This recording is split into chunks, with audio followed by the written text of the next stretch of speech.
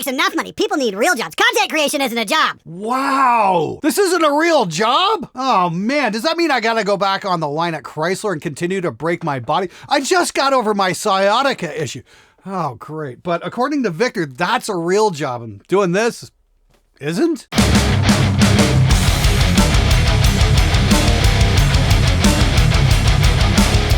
Morning, everyone. How's it going? I thought we'd try something for August here. My last viewers' comments came out on July 28th, and it did about double the views that I thought it would.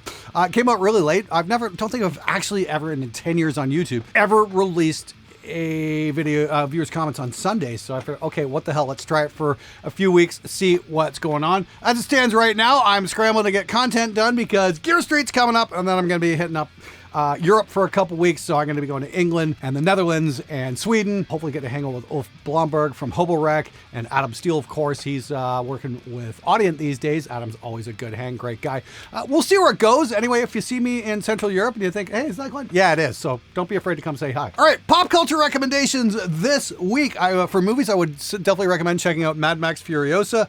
That was a far better film than I was expecting it to be, and definitely, expands the universe a little bit. I really enjoyed that film, actually. The stunt work, of course, was magnificent. And for books, I Am Aussie, fantastic book, and I'd recommend getting the audiobook, especially if you've got a long road trip on there. I recently listened to that on a trip up to Toronto, and I hit the pause there for a minute. My wife's like, no, put that on. Let's hear some more of those crazy Aussie stories. So yeah, there you go. Even she dug it, so definitely recommend checking it out. This show is all about me answering your questions and helping you out in any way I can with recording, so let's get right to it. Made in USA preys on Americans' pride more than anything, as if other countries couldn't make quality instruments. The quality of lower-end guitars suck because companies don't want to pay a couple of extra bucks to provide a finished instrument. Oh man, there's some uncomfortable truths in that statement, that's for sure. You always get that, made in America is the best. As we've seen by the stuff Gibson puts out, maybe sometimes yes, a lot of times probably not. And this is the thing that blows me away. It's like, if American products are so great, why don't more guitar players load up their cabinets with Mojo Tone and WS speakers? Because those are made in USA. And they are both phenomenal speaker brands. I love working with those guys. Mojo Tone makes my personal favorite, the BV30. It's just an amazing, amazing speaker. So yeah, if you want made in the USA, talk to my friends at Mojo Tone. They build some absolutely amazing stuff. But the whole thing about preying on American pride is absolutely fucking true. Marketing definitely works towards people's feelings as opposed to actual reality. Truth is, though, Indonesia is making some killer low-cost guitars like this Spectre right here. Which one was this? Reviewed this a little while back, the PM or something. I can't fucking remember what it's called. Killer guitar. I really should give this thing away at some point, I think. Yeah, I'm quite impressed with this, and the Schecter Demon is an absolute favorite for low-cost guitar as well. Doesn't have to be made in the USA to be great anymore, guys. The rules have changed. I can say with confidence that when I play my Fluence Moderns with the modern voice, the chugs are very clearly tighter. Yeah, Hugh, man, where's your before and after recordings? It's great that you can pull a story out of your ass, but a few of us need just a teensy bit more evidence than that. Hey Glenn, I really like the idea of throwing out the metronome, but it looks like it will be impossible to find an engineer that is willing to work on a recording without being aligned to a grid. Best I've found is guys that are okay to do a real recording from the floor, but then don't want to deal with overdubs, etc. What's your take on our modern days? Keep up the good work. I find that odd you can't find somebody who's willing to throw out the metronome. That's kind of insane, actually. Have we really gone that far? Do we really have to fucking be slaves to tick, tick, tick? Yeah, all the best rock and roll records happen that way. If the engineer doesn't want to turn off the metronome, don't go to that engineer. It's really that simple.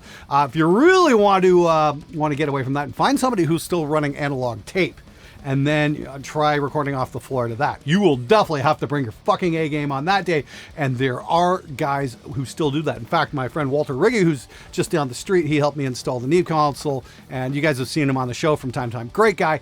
He's still got a tape machine. Yeah, if you don't mind driving up to the Windsor area, talk to Walter at Riggy Media. He'll record you without a metronome, and he's a good guy to boot. Hey Glenn, welcome to the wonderful world and challenges that come with analog consoles and mixing. You're not alone. I've worked at different teaching institutions that have all had similar issues and experiences with high-end consoles and the manufacturing port/provided. I'd like to think that your mixes on the Neve are better, not only because of the sound of the desk, but mostly one, you're always improving the mix as an engineer. Two, using a console that forces you to use your ears and not your eyes. That is dead nuts on the money right there, pal. The differences I hearing your mixes line up with my experiences with analog versus digital too. Analog has better depth, clarity, and far less harshness, allowing you to push things like EQ and compression further whilst attaining better overall results. Great work, video, and honesty from you as always. Well, thank you, DIY Recording Studio. I very much appreciate that. Yeah, that was my first major console failure. Once again, I got to give a great big shout out to Joe Heaton and everybody at Neve for taking care of me. You guys are simply amazing. Thank you oh so much for stepping up and getting me back into working order. And, once I pulled the mixes, the console back up and everything right now, like, oh, it's just so fun to work with. And that's the thing. I just shot out a couple of things over the last couple of days, did a couple of mixes, and I'm just like, yes, this is how to do it, folks. Wow.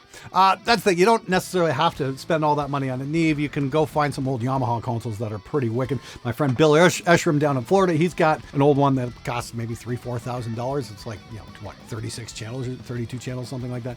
8 buses. Absolutely killer stuff. If I ever get some more space for a studio, I actually want to do a series about finding old, inexpensive consoles that you can resurrect and do work with, because I think that's something that needs to be explored. However, the cost of real estate isn't exactly cheap. And this is the thing. I don't know if this is even possible. So I'm asking you, the viewer here, do you think that's something I should pursue, building a bigger studio? I mean, like when I initially started this channel, the idea was, take the funding I made from the show and use it to build a new studio and show the whole process of soundproofing rooms and all that along the way.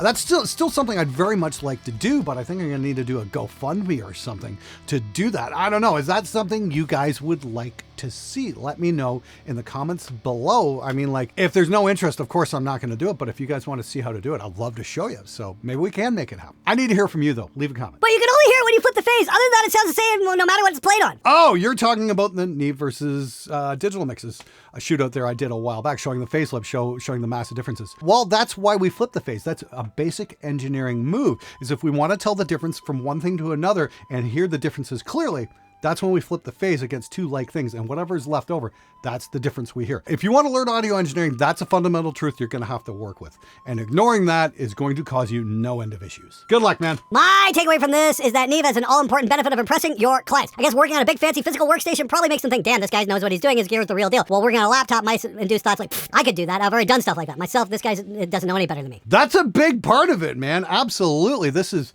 totally designed to impress the living shit out of the clients. Ooh, I want to record with this guy. He's got a Neve. Who wouldn't want to do that, especially if you want to get the best recording you possibly can? Yeah, it makes perfect sense. There is definitely an eye candy aspect of this, and I'd be an idiot to ignore that. All right, real quick, today I'm proud to show you the ultimate bass amp sim, Element Bass. You've been hearing it on my show in mix after mix for well over a year now, and so many of you have asked, what's up with that bass tone? How do I get it? And the answer is one simple plugin, Element Bass.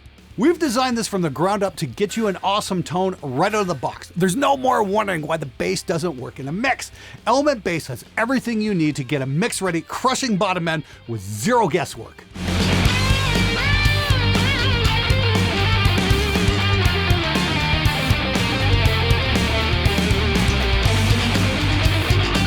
Discover ultimate flexibility with up to 3 parallel tone stacks, each with their own separate EQ, plus our one-of-a-kind stereo enhancer, compression, and an impulse response loader. You can craft your tone in ways that were never possible before. From pounding metal to blues to country and even jazz, every great mix needs an element. Get your copy today at spectredigital.com. Links in the description below. Now let's get back to the show. And next up, we've got everybody's favorite part of the show, the butthurt of the week.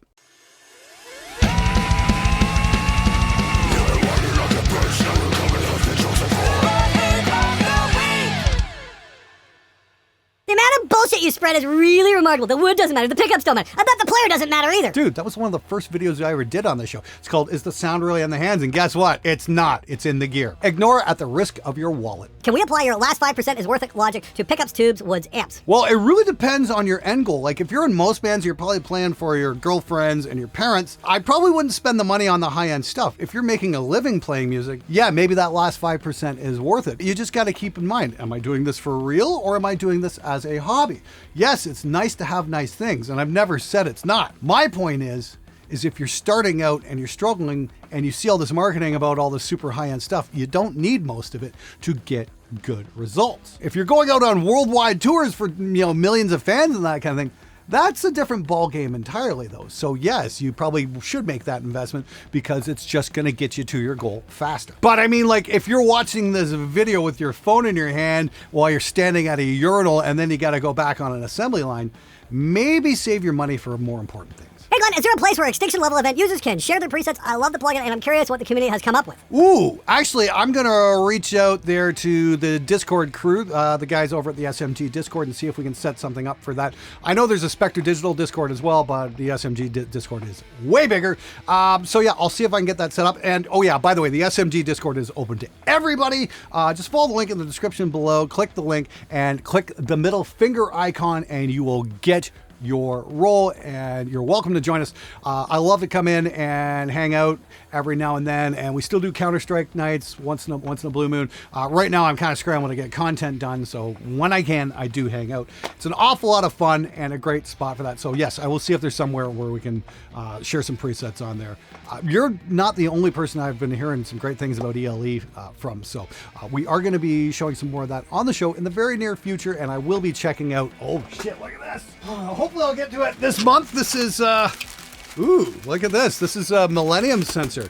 This is from the Thomann Millennium electronic drum kit. I'm going to be taking a look at that and just seeing where the technology is going, because believe it or not, I was actually one of the very first people in Windsor anyway to get like a high-end V-drum kit way back in 2000. There's an interesting story there, and I want to see how far the technology's come, whether the prices come down in the last 24 years, and if it's more affordable compared to what it was back then, and what the sounds are like, and what you can actually do on a reasonably priced kit. I think that's a video definitely worth investigating. Stay tuned for that, and if you haven't already, hit the subscribe button. If you're thinking about buying an E-kit, you're not going to want to miss that episode, because I have definitely had a mixed experience when it comes to electronic drums. I'll try again. Lol. Is it worth buying a mic and instrument preamp to put before a PreSonus 1810C interface? I'm only planning on doing YouTube and a couple of other media platforms, maybe just a bit of self-recording. Cheers. Hey, Christopher, that's a really good question. Again, it really comes down to about the last 5% thing, because when you start buying high-end preamps, that's what you're talking about. If you're just doing YouTube, you know what? It's probably going to be fine. I mean, I've got some really high-end lights here. I've got a high-end camera, but I put a much more inexpensive light up over here because I noticed, you know, my expensive light was kind of giving me the raccoon eyes look, and I wanted to get some actual light on my eyes so I can communicate with you better. Gonna give a shout out to the YouTube channel Marcus Picks. I've been, deep diving on his channel. He's got so much incredible information when it comes to photography and video stuff. He's really dialed in on this stuff. And he takes no outside sponsorships whatsoever. He's completely self-funded, so he just tells you what's on his mind. And he's actually shot real Hollywood movies on film and shit like that. So the guy actually knows his shit. It's just amazing the stuff he puts out. And I grabbed one of these. It was like a $125 light. And you know what? It does the fucking job. Because he's like, remember, you're doing YouTube. I have to fucking do a video on this. The poor 7th Circle Audio has been waiting forever for this. This is the 7th Circle Audio. What is it? The one-shot preamp. This thing weighs half a metric ton, doubles as a blunt force trauma weapon. This is, this is some serious Class A transformer-based stuff here. Really cool. Can't wait to try it. This is luscious. This I'd probably put up against the preamps in the Neve. Like this is the real stuff here. And that's the thing. I'm gonna do a piece on do you need this, and talk about what the phenomenon I call the golden channel. And that is, if you've got a home studio, maybe you should think about getting at least one really good channel that you're going to use all the time, like for a vocal or a guitar or whatnot. Just really high-end preamp, high-end compressor, and that's probably going to do you fine. This is for tracking a lot more than just one thing at a time. This is designed more for live off the floor and that kind of thing. So it's a little bit different goal, but the PreSonus you have right now is absolutely fine. I'm going to be looking at some PreSonus interfaces actually in the very near future. I'm sure the preamps are absolutely fine. I'm sure the converters are absolutely fine. And for YouTube, they're going to be. Great question. I'll keep you updated when that video comes out, because you're definitely not going to want to miss that. Glenn, killer video. Like my others, we just played this video while working out, and it was great. One big question I would love to ask you in the community is, before we spend any money on speakers, mics, pickups, and endless crap, you should spend a good day learning to work with your EQ on your amp. I have a Mark V, and I was about to blow over $1,000 on modifications and additions to my rig. I'm waiting for you to call me out an idiot, but I just started moving the knobs up and down and taking away and adding sound. Should this be the case, what you should do first? I hope this question gets answered on your channel. My best wishes and support. Hey, John, that's fantastic advice. Yes. You watch Scott Elliott's Guitar Tone Master. That's the first thing he's going to tell you when you're working with something, crank the knobs and see what they do. Don't be afraid to crank everything one way. Don't be afraid to crank everything the other way and learn how they all interact and stuff like that. Again, if you start moving the knobs, you'd be shocked just how close a lot of these amps really do sound to one another because they're all kind of based off of similar design. That's the thing. It's like a lot of stuff came out of the Fender bass, man. Let's just put it this way. I've got a video coming out. It should be out by the time this episode's done. I can't guarantee anything, but it's a bit of an eye-opener. Let's just put it that way. I'll put a very expensive amp up against a very inexpensive amp. And when you start, dialing in the knobs, you can get them to sound very similar to one another. And I'm sure that's going to make a lot of people rather unhappy. Turns out your magical piece of gear isn't all that magical if you just turn the knobs. Try that first. Bands can recreate MySpace if they pay a few quid for a domain and hosting. Oh. Well, that's not actually true, because any kind of competing site would definitely get pushed down in the algorithm.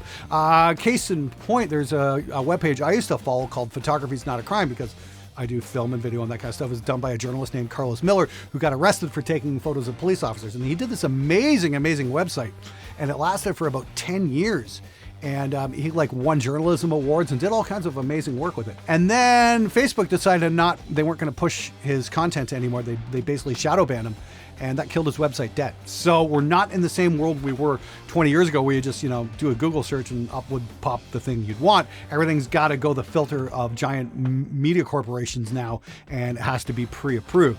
Believe me, I'm not a big fan of that at all. So yeah, I don't think MySpace would happen again. Not until governments step in and start reining in some of the monopolistic practices of companies like Facebook. Because right now, they're holding all the power. Hey, Glenn, if you were to have a guitar built from scratch, would you have a pickup preference? Humbucker in the bridge, single coil in the neck.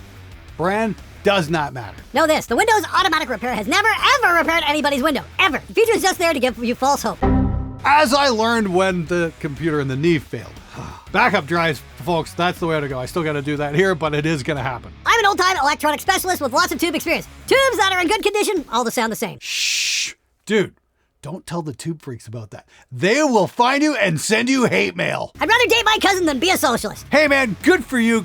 Thanks so much for coming out of the closet, letting us know that you're a cousin fucker. Please, for the love of Crom though, wear a condom. That could really have some unintended consequences for the offspring.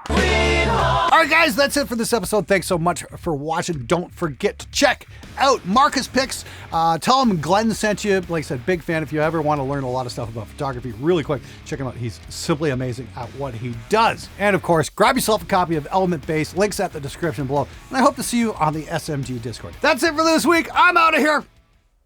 Now fuck off! Ugh, itchy fucking nose. Ugh.